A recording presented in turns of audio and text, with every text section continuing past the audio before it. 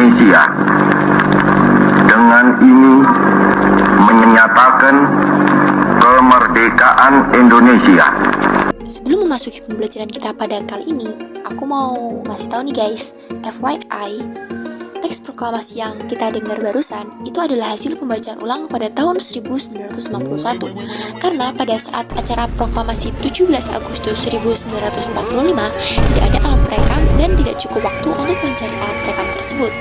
Dan rekaman tersebut dibujuk oleh pemilik radio RRI Yusuf Ronodipuro agar Soekarno membacakan ulang pada tahun 1991. Karena tahun itulah baru terciptanya rekaman radio.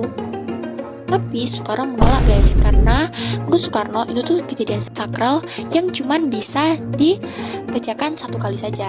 Tetapi karena dibujuk, akhirnya Soekarno mau. Mungkin tanpa paksaan oleh Yusuf Ronodipuro, sampai sekarang kita tidak akan tahu dan tidak akan mendengar rekaman asli dari suara Soekarno. Oke, next kita akan ngebahas materi selanjutnya.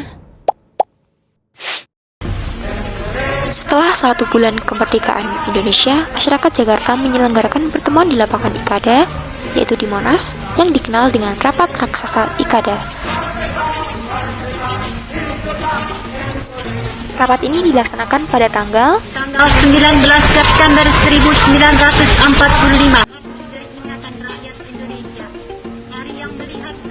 Rapat ini dilaksanakan untuk memperingati 1 bulan proklamasi kemerdekaan Indonesia.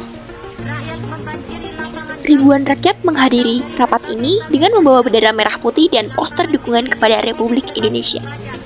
Rakyat Indonesia ingin menunjukkan kepada dunia internasional bahwa kemerdekaan Indonesia merupakan hasil usaha masyarakat, bukan hadiah dari Jepang.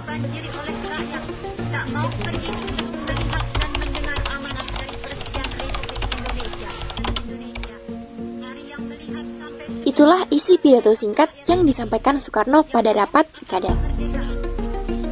Soekarno, Hatta, dan beberapa menteri lainnya memilih tidak berlama-lama di lapangan dikarenakan Jepang telah mengerahkan pasukan dengan persenjataan lengkap. Dukungan terhadap kemerdekaan Indonesia tidak hanya ditunjukkan melalui rapat Ikada. Bentuk dukungan rakyat Indonesia dilakukan di berbagai daerah, contohnya seperti Jakarta, Bandung, Yogyakarta, Semarang, Surabaya, Aceh, Kalimantan, bahkan Sulawesi ikut serta mendukung kemerdekaan Indonesia.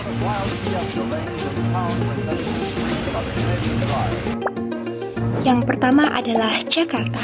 Beberapa jam setelah proklamasi kemerdekaan dikumandangkan, para pemuda langsung bergerak cepat dalam menyebarkan berita proklamasi kemerdekaan. Tokoh golongan muda seperti A.M. Hanafi, Anwar Djokominoto, A.R. Baswedan, Adam Malik, dan Yusuf Ronodipuro, mereka berhasil menurunkan wali kota Jakarta, Sigo Hasegawa, dan memberikan jabatan kepada wakilnya, Suwirjo. Kenapa sih golongan muda menurunkan Sigo Hasegawa sebagai wali kota Jakarta? Karena ia merupakan wali kota yang diangkat oleh Jepang, yang dianggap tidak sesuai dengan semangat kemerdekaan. Maka dari itu, setelah proklamasi, rakyat ingin seluruh jabatan pemerintah diisi oleh orang Indonesia. Karena itu, jabatan wali kota diserahkan kepada Suwirjo sebagai bentuk nyata pengambil alihan kekuasaan dari tangan penjajah. Yang kedua adalah Bandung. Penyebaran berita proklamasi kemerdekaan Indonesia di Bandung dilakukan oleh barisan pelopor. Pada siang hari tanggal 17 Agustus 1945, berita proklamasi sampai di kota Bandung. Para pemuda kemudian menduduki kantor berita di Bandung dan menyiarkan berita proklamasi hingga pukul 7. Di kota Bandung, siaran berita proklamasi kemerdekaan Indonesia disiarkan dalam bahasa Inggris dan Indonesia melalui kantor berita Domei yang berada di gedung De Dreckler.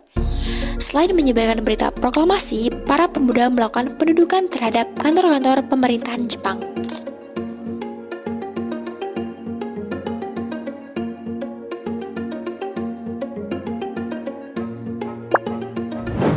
Ketiga adalah Yogyakarta.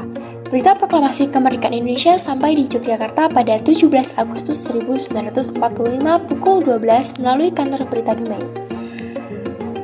Karena kondisi masih belum aman, penyebaran berita dilakukan secara sembunyi-sembunyi seperti melalui khotbah Jumat di Masjid Gede dan Masjid Pakualaman.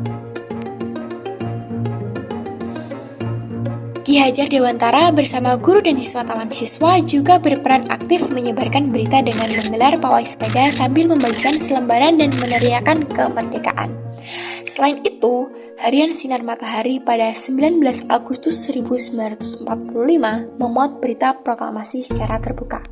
Berita proklamasi juga sampai kepada Sultan Hamengkubuwono IX dan Sri Pakualam XIII. Keduanya menyatakan dukungannya terhadap proklamasi dan pemerintah Indonesia. Selanjutnya, saya akan menampilkan amanat yang disampaikan oleh Sultan Hamengkubuwono IX dan Sri Pakualam XIII. Setelah itu, Presiden Soekarno memberikan payung hukum khusus dan status istimewa terhadap Yogyakarta sebagai bagian dari NKRI.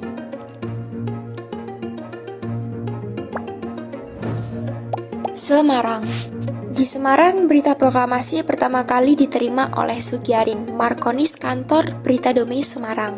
Kabar tersebut selanjutnya disampaikan kepada Syarif Sulaiman serta MS Mintarjo yang kemudian diteruskan kepada Wongsonegoro. Setelah mendengar berita tersebut, Wongsonegoro menyampaikan berita proklamasi di hadapan sidang Jawa Hokokai. Wongsonegoro membacakan naskah proklamasi kemerdekaan sebanyak 2 kali. Pembacaan teks proklamasi tersebut disambut oleh tepuk tangan serta kegembiraan orang-orang yang hadir dalam sidang tersebut. Selanjutnya, Wongsonegoro mengajak rakyat merayakan kemerdekaan Indonesia dan melakukan pemindahan kekuasaan dari tangan Jepang.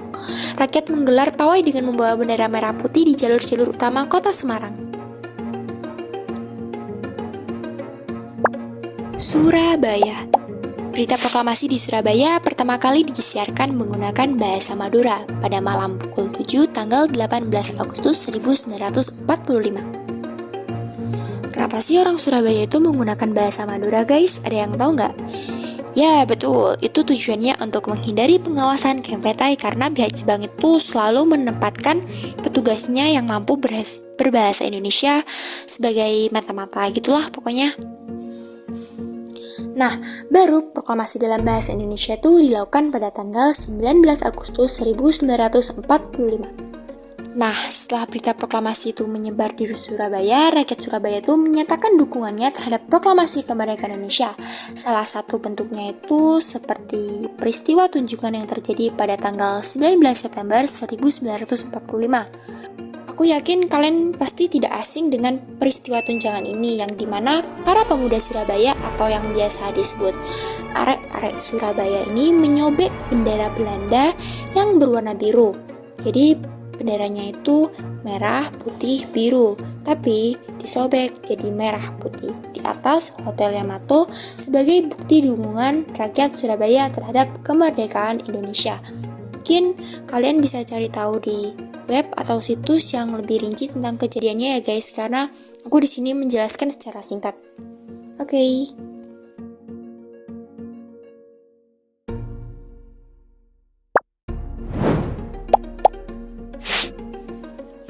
Berita mengenai kemerdekaan Indonesia dimuat dalam Harian Aceh Sinbun pada 22 Agustus 1945. Akan tetapi, informasi tersebut hanya beredar di kalangan terbatas.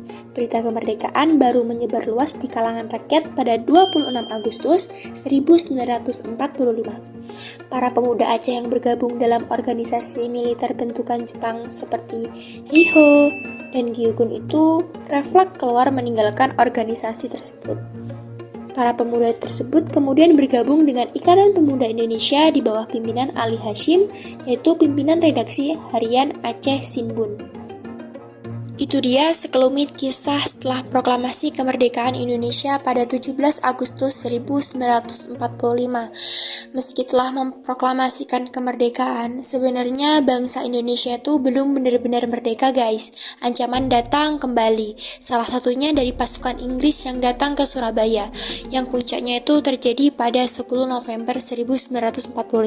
Dan lagi-lagi rakyat berjuang tanpa henti. Perjuangan mereka itu menunjukkan bahwa kemerdekaan bukan hadiah, melainkan hasil dari perjuangan tanpa henti. Terima kasih sudah menonton. Semoga kita bisa terus mengenang dan menghargai jasa para pahlawan. Dan terima kasih.